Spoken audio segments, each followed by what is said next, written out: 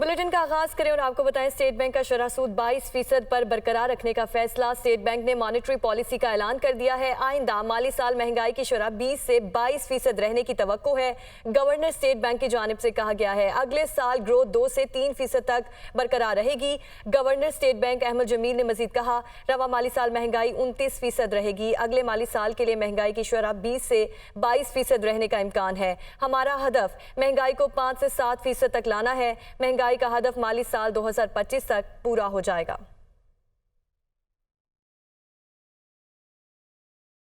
जो डिसाइड किया कि हम पॉलिसी रेट को एग्जिस्टिंग लेवल के ऊपर मेंटेन करेंगे, यानी कि अभी जो पॉलिसी रेट जो था, जो कि लास्ट एमपीसी में डिसाइड किया गया था 22%, तो उसी के ऊपर कमेटी ने उसको बरकरार रखने का फैसला किया है। और इन अदर वर्ड्स अभी गोइंग फॉरवर्ड जो पॉलिसी रेट है वो 22% ही रहेगा। उसमें कमेटी ने एक्सटर्नल साइड की डेवलपमेंट्स को भी रिव्यू किया। इसके अलावा उन्होंने इन्फ्लेशन से रिलेटेड जो डेवलपमेंट्स हुई हैं रिसेंटली उसको रिव्यू किया। और ख़ासकर उन्होंने नोट किया कि पिछले महीने जून में जो टोटल हमारा जो सीपीआई इन्फ्लेशन है ईयर ऑन ईयर, उसमें सिग्निफिकेंट डिक्लाइन हुआ, क्योंकि मई के महीने में इन्फ्लेशन जो है वो 38% था और वो कम होके जून के महीने में 29.4% हो गया। आपको याद हो कि हम पिछले काफ़ी महीनों से ऑलमोस्ट 6 मंथ से हम ये बताते आ रहे थे कि स्टेट बैंक की असेसमेंट के मुताबिक इस साल का इन्फ्लेशन जो है, जो साल ख़त्म हुआ है 2023, उसमें 27 से 29% रहेगा। और उसी के मुताबिक रिजर्व्स का बेहतर होना और एक्सचेंज मार्केट के अंदर स्टेबिलिटी का आना, ये सब चीज़ें भी कमेटी ने रिव्यू की और उनके लिए ये इत्मीनान का बाइस थी कि इन डेवलपमेंट के साथ इस वक्त जो है वो हमारे जो मुआशी अदाद शुमार हैं उसमें बेहतरी आनी शुरू हो गई है थोड़ी थोड़ी। और साथ ही जो इकनॉमिक आउटलुक है और जो ग्रोथ है नेक्स्ट ईयर के लिए 2023-24, उसके ऊपर भी कमेटी ने काफ़ी डिस्कशन किया। और उस डिस्कशन के बाद कमेटी ने इस असेसमेंट को इंडोर्स किया कि अगले साल की ग्रोथ जो है वो 2 से 3% के दरमियान रहेगी। और कारोबारी हफ्ते के पहले रोज डॉलर के कदर में इजाफा हुआ। स्टॉक मार्केट में 957 पॉइंट्स की तेजी रिकॉर्ड की गई। 100 इंडेक्स ने 48,000 पॉइंट्स की सतह उबूर कर ली है। मजीद जानेंगे अपने नुमाइंदे हमाद आलम से। जी हमाद, बताएगा।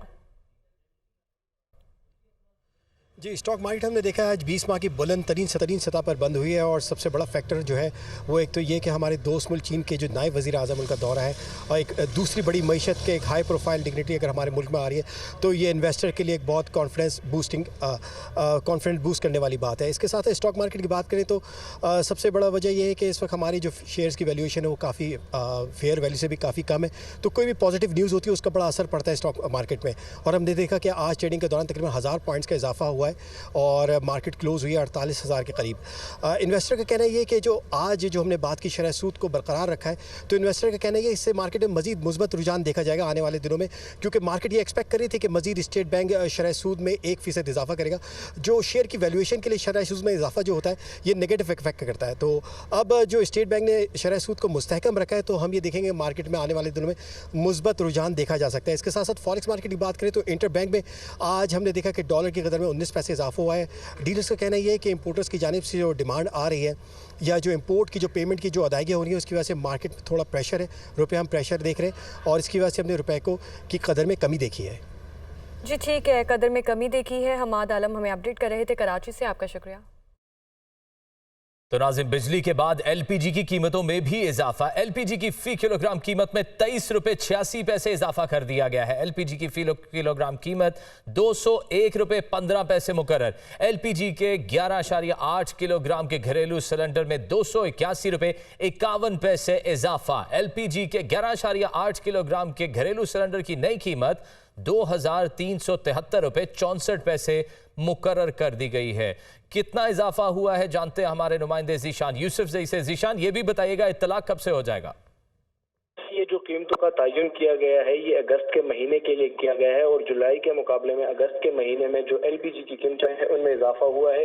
अगर बात की जाए घरेलू सिलेंडर की तो 11.8 किलोग्राम के घरेलू सिलेंडर में 281 रुपए और 51 पैसे इजाफा किया गया और फी किलोग्राम जो कीमत है वो 201 रुपए और 15 पैसे मुकर्रर कर दिया गया है। एलपीजी की फी किलोग्राम कीमत में 23 रुपए 86 पैसे इजाफा किया गया।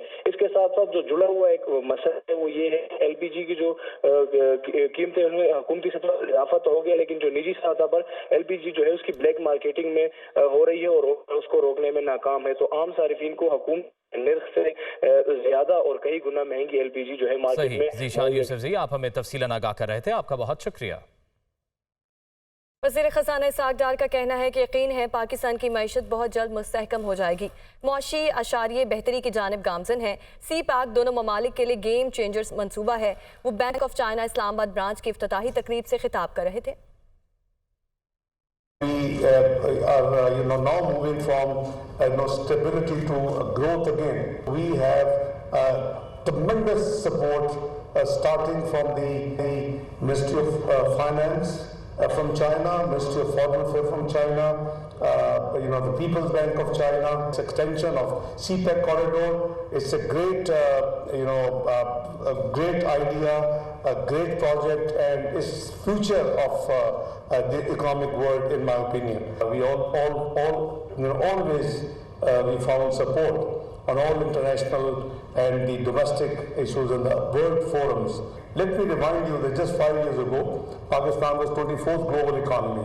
We had the best economic indicators. The whole world was praising, and the projection was that Pakistan will join G20 within the next few years. Pakistan और चीन के दरमियान मुफाहमती याददाश्तों पर दस्तखत की तकरीब और एहसन इकबाल तकरीब से खिताब कर रहे हैं। Relief to our people and industries, paving the way for sustained economic growth. The infrastructure development projects, including motorways, highways, airport, and the Gwadar port, have opened up new avenues of trade and connectivity, boosting economic activity and facilitating the movement of goods and services.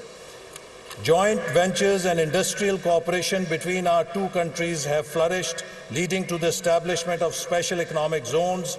These zones offer immense potential for investment, employment generation, and technology transfer. Excellencies, now in phase 2 of CPEC, in light of the long-term plan, areas that have been identified include agriculture, science, information technology, mining, industry, and socio-economic development.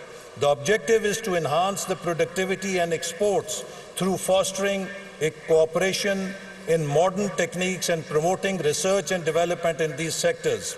Recognizing the importance of human capital in driving economic progress, CPEC has facilitated exchange programs, scholarships, and training opportunities, empowering our youth and skills for the future.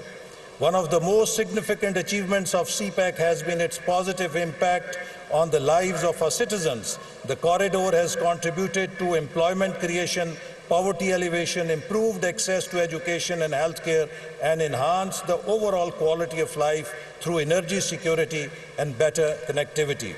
Excellencies, Pakistan, with its unique history and geographical location and rich cultural heritage, stands as a bridge between civilizations. We firmly believe that through CPEC and the BRI, we can promote cultural exchanges.